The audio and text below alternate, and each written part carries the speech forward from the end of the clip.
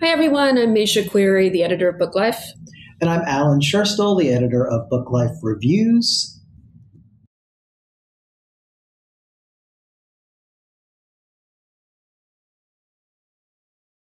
Now we're looking at Risa August's memoir, The Road Unpaved, Border to Border with a Brain Tumor and a Bike, starting with this cover, which I think is a very strong cover that communicates a whole lot quickly, and it looks good, I think, in person, like if you're looking at it at a bookstore, or if it's in a little box on your screen as you're scrolling through a bunch of other books. I think it pretty quickly communicates the essentials, both in its subtitle, Border to Border with a Brain Tumor and a Bike, and in this nice, slightly abstract image that communicates this is a memoir about a woman on a bike going up a hill. Like the angle of it, I think, is really smart. Mm-hmm. I think if this turns out not to be a book about riding a bike, I will be very surprised.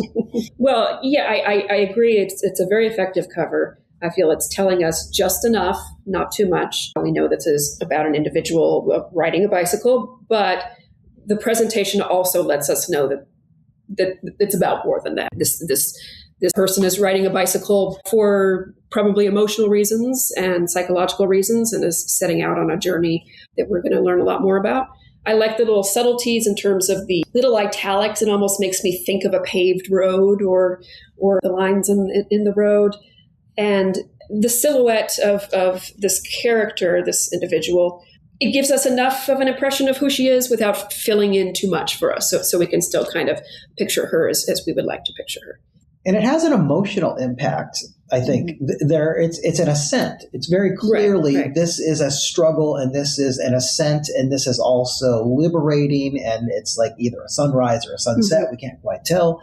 But everything here feels significant, and I think communicates at an emotional level with clarity, power, and it just does it quickly. Yeah, and I had one more thought. Even though this is a memoir, and so this is about the author, you don't know. Sometimes you don't want to have a photograph on the cover of your memoir, even though we know who you are and we can look you up online and we can put a face to your words. I think it's much more effective sometimes to have a more abstract image like this.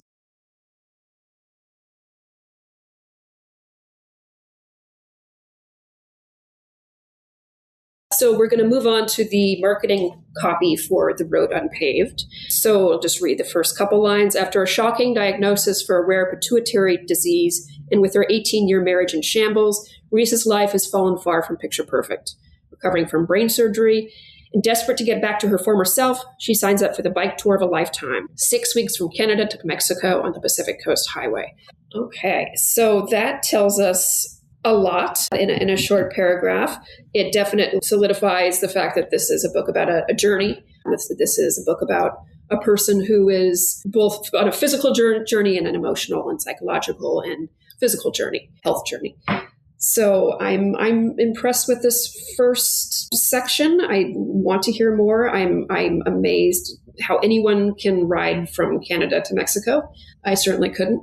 So, and then it goes on, clarifying, pinning down, getting a little more personal.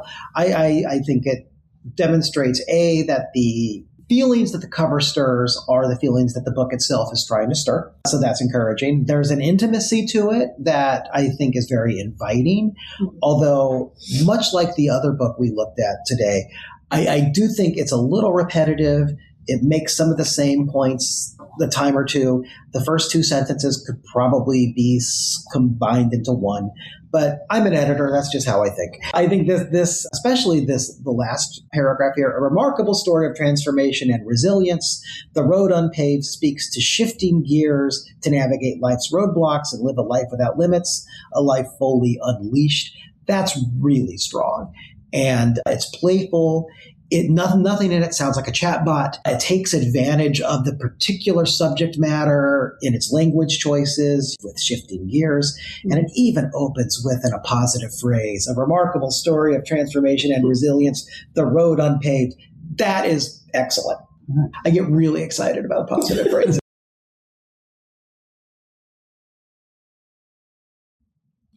And now we're looking at the excerpt here, the first pages of the first chapter of The Road Unpaved. And one thing I noticed, I think the cover promises this, and the marketing copy definitely promised this, is that this is going to be an intimate book. That we are going to get every kilometer or mile of what this journey feels like, what it feels like to be this person at this moment of ascent that is going to be a challenge. And we open here, like in the narrator's head, in like feeling a particular relatable thing at a particular moment in time, right before everybody is ready to leave. And I found that very effective and very inviting and exactly what I feel like was promised by the cover and the marketing copy. Yeah, and it's interesting. Every reader is going to find something that draws them in. In my case, I grew up in the Pacific Northwest, and so I know that feeling of waking up in your tent and you're completely soaked and you have to get out of the tent and pass over that border many times, never on a bicycle. So that's definitely something personal that I found to be very inviting. But yeah, the tone is very warm, very welcoming, and it's going to be an intimate story, and I'm also kind of there for the scenery as well. Mm-hmm. We've gotten a good sense of where they're starting out and all the way to Mexico. There'd be a lot of interesting sights along the way. There's a bold choice in the second paragraph with an italicized aside in the narrator's head where the author is blending like traditional first person present tense narration with occasional like stream of consciousness. And here we drop an F-bomb in here. And I like doing that this early in the book, letting readers know this is what you have to look forward to. Then the rest of the scene, it's pretty strong, but I think it's a little wordy, a little sometimes over describing what the narrator thinks other people might be thinking. And I understand that as like, because it's very relatable. We all do that. But it does feel like we're taking a little while to get to the moment that matters, which is everybody taking off. But I was amused by this. Without anyone noticing, I roll my eyes at him. The narrator tells us, without anyone noticing. How do you know? How do you know that nobody has noticed this? Especially when a paragraph later, you're noticing that other people are noticing you doing other things. And it feels like I am in the mind of somebody who is feeling a little scattered and feeling a little uncertain at this moment. And the text, the sentence structures, everything reflects that in a way that doesn't like perfectly honor what we want in crisp, clear writing, but I think actually reflects people's experience. And so I'm happy to give that a pass. One thing you learn very quickly when you're having to look at a bunch of books every day for your job is sometimes you got to trust an author. And I feel like this author is telling us, you can trust me. I know what I'm doing. Yeah, I think it's an interesting balance between the characters, the author's interiority and what the author is observing around her. And I agree there might be a little bit too much speculation about the outside world, what others are doing. I kind of want to stay in this person's head.